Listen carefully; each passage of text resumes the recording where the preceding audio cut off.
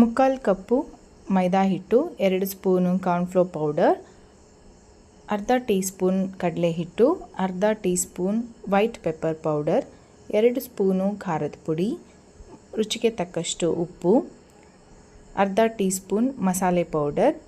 ಇದನ್ನೆಲ್ಲ ಹಾಕಿ ಚೆನ್ನಾಗಿ ಮಿಕ್ಸ್ ಮಾಡ್ಕೊಳ್ಳೋಣ.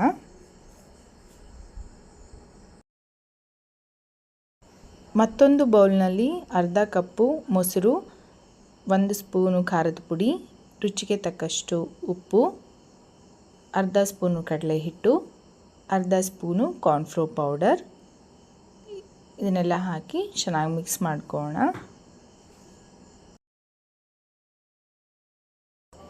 ಈಗ ಇದರಲ್ಲಿ ಫಿಶ್ನ ಚೆನ್ನಾಗಿ ಡಿಪ್ ಮಾಡಿಕೊಂಡು, ಮೊದಲಿಗೆ ಮಾಡ್ಕೊಂಡಿರೋ ಪೌಡರಲ್ಲೂ ಚೆನ್ನಾಗಿ ಡಿಪ್ ಮಾಡಿಕೊಂಡು ಅದನ್ನು ರೆಡಿ ಇಟ್ಕೊಳ್ಳೋಣ.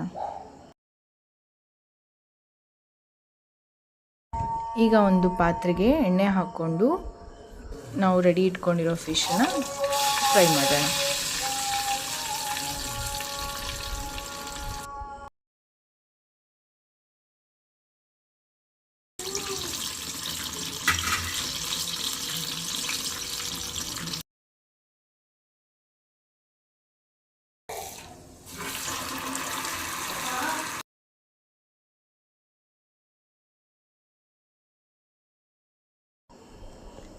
ತುಂಬ ಕ್ರಿಸ್ಪಿಯಾಗಿ ಬಂದಿದೆ. ನೀವು ಕೂಡ ಮನೇಲಿ ಡೆಫಿನೆಟಾಗಿ ಟ್ರೈ ಮಾಡಿ, ತುಂಬ ಚೆನ್ನಾಗಿ ಬರುತ್ತೆ.